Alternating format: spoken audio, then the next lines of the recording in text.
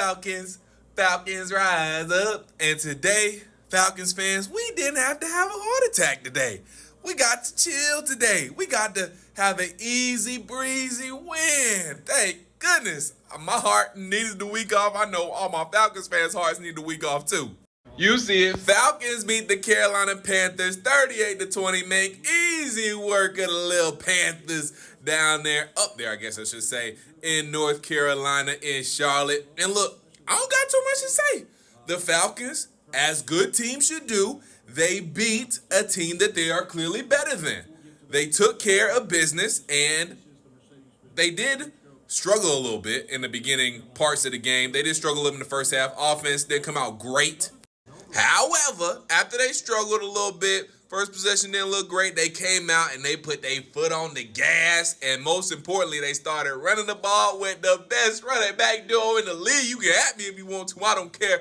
But the Atlanta Falcons are blessed to have two RB1s in their backfield in Bijan Robinson and Tyler Algier. Them boys went crazy today. Tyler Algier, the wrecking ball, the bowling ball. He got some speed too, Don't sleep on Tyler Algier's speed. 18 carries, 105 yards, got that touchdown that he earned. I'm glad they gave him the rock and let him get that touchdown because he was doing it that whole drive, so I'm glad they let him pay it off and get that touchdown. Bijan Robinson, don't sleep on our man Bijan either. 15 carries, 95 yards, 2 tutties for Bijan Robinson. The team overall, 38 running attempts, 198 rushing yards. As soon as we figured out that the Carolina Panthers couldn't stop the run, we just kept running down their throats, and I love it.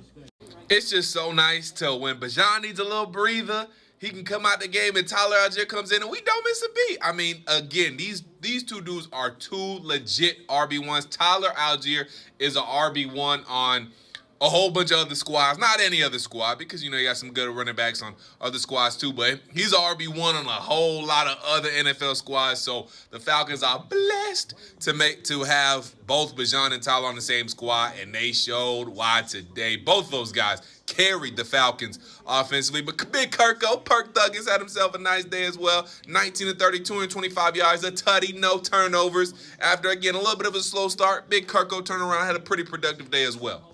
Speaking of the passing game and Big Kirk did a pretty nice job of spreading the wealth around today. Drake London, 6 receptions, 74 yards, and a tutty for Big Draco.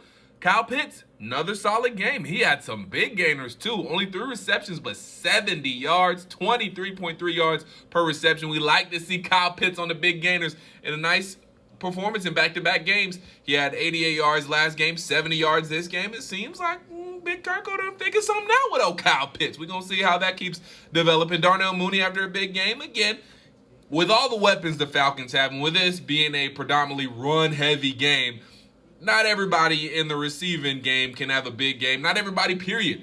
As far as these Falcons weapons go, can have a big game. So Darnell Mooney on 3 receptions, 38 yards. Jordan McLeod, who had some big catches, 3 receptions, 30 yards, had a big third down conversion. Bijan had 3 receptions for 10 yards. Tyler Algier had a catch for 3 yards. But big time game with the run game. And the Falcons just put their big boy pants on, strapped them on, and put the belt on, tightened it, and was ready to go and ready to move some Carolina Panthers forward. And again, look, Panthers had some guys missing. Obviously, Shaq Thompson tore his Achilles, I believe it was. He's gone for the rest of the year. They didn't have, not Brian Burns, bro. They don't have Brian Burns. He's off the team. But there's another guy I'm not thinking about. I'll have it for you in a minute. But they had some guys missing on their squad, and it was just this was obviously a team you should have beat in the Carolina Panthers. There's no way around it. Jadeveon Clowney wasn't playing either for the Panthers, so they were missing some key guys on their team, and especially defensively as well. So it was what it was. That's unfortunately a Carolina Panthers problem, and we can only do what we can do. And we went out there and again beat a team that we're better than. The defense did struggle a little bit to start off, and Chuba Hubbard still had himself a pretty nice game. And I still want to see more stoutness from the Falcons' run defense. They did allow 114 yards on 24 carries, but again, we're better. And the Falcons' offense did the defense is solid. After the defense, it did them some solids in the beginning of the season. Now the Falcons' offense is paying it back. and they got them a big lead, allowed the defense to rush the passer, and we also saw the pass rush help out the secondary a little bit. They sped Andy Dalton up, and they were able to get 2 interceptions off Andy Dalton. One from A.J. Terrell, who got his first interception in 37 games, broke a crazy interception drought. First interceptions in 37 games. And then also Clark Phillips got himself an interception as well. Could have been a pick 6, but he was like, nah, defense tired. We ready to go home. So he nailed it down like before. That way the offense can just kneel it out and run the timeout. So very unselfish play from Clark Phillips. My hat off to you, my good sir.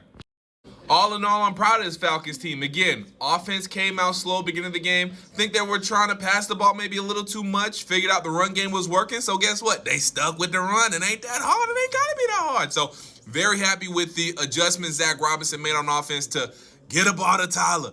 Get a ball to Bajan. Let the great running backs, let your 2 running backs take over the workload and run your team to a victory. Easy victory. So offense looked very good. Run game was good. Passing game, you did what you had to do. You made some explosive plays, and you converted on third downs when you needed to. Big Kirko did his thing when he needed to. Defensively, your team locked in. You gave up some big chunk yardage, kind of let the Panthers hang around in the beginning of the game, but you locked in.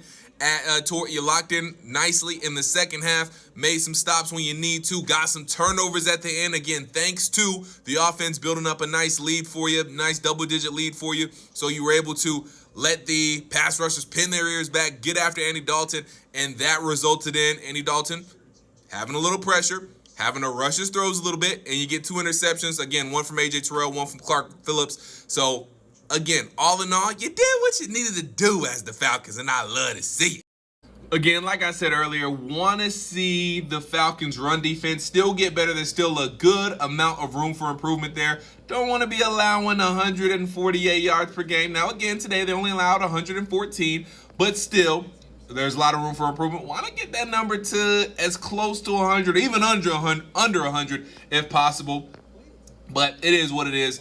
And there is improvement, so that's the most important thing. Falcons improved on third down. They did a very good job on third down conversions as well today. The exact number, I can pull it up for you here, as a matter of fact, as far as the exact third down conversions go. They were 6 of 12, so 50% on third down conversions, and you love to see it. Didn't have to go for it on fourth down, so that's good as well.